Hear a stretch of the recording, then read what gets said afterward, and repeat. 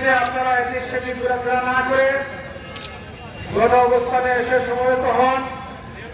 আপনারা সামনে যারা দাঁড়িয়ে আছেন আপনাদেরকে অনুরোধ করছি, করজোড়ে বিনতি করছি, আপনারা বসে পড়ুন, পিছনের মানুষকে লোকজনকে অনুষ্ঠান দেখার সুযোগ করে দেন। আর যারা এটি সেটি করছেন আপনারা সমাবেশ করে এসে উপস্থিত হন। এ পর্যায়ে বক্তব্য নিয়ে আসার জন্য অনুরোধ করছি শ্রমিক নেতা লিটন আহমদকে।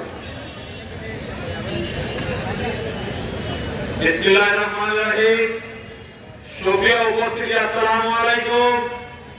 আজকে আমরা সবাই একত্রিত হয়েছি এই শাহজালাল শাহপুরের আধ্যাত্মিক নগরে কোটি মানুষের সাথে যে ফাইজলামি শুরু হয়েছে, উন্নয়নের হিস্সা বন্টনের ক্ষেত্রে যে অন্যায় বিচার শুরু হয়েছে, সেখান থেকে আমাদের হিস্সা বুঝে দিতে একের পর এক আন্দোলন চালিয়ে যাচ্ছে।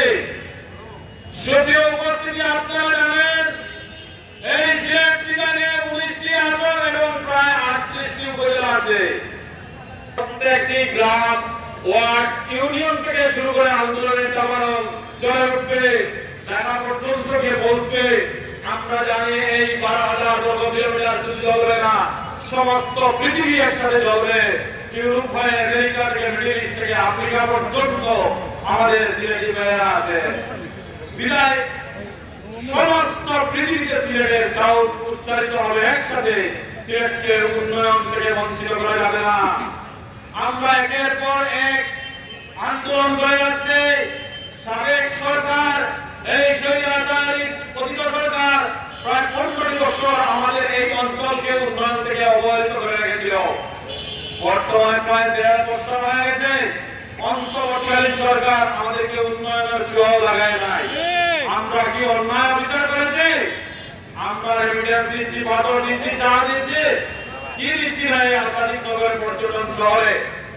আমরা এই অবস্থান কর্মসূচিতে স্পষ্ট বলে দিতে চাই, আমরা প্রাণের বিনিময় হলেও এই সিলেটের উন্নয়নকে আপনাদের হাত থেকে উঠে দিব।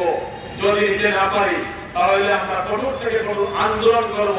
যেমন 47-এর রেকর্ড হয়েছে, 71-এর মুক্তিযুদ্ধের সময় শুধু সিলেটিরা, শুধু সিলেট থেকে নয় সমস্ত বিশ্ব থেকে আওয়াজ তুলেছে, 24-এর আন্দোলনে বুক পেতে দিয়েছে। এই মতো আমাদের দাবি আদায় করে দেব ইনশাআল্লাহ। এই আশাবাদ ব্যক্ত করে আমি আমার সংক্ষিপ্ত বক্তব্য এখানে সমাপ্তি করছি। খোদা হাফেজ। বাংলাদেশ জিন্দাবাদ, সিলেটবাসী জিন্দাবাদ।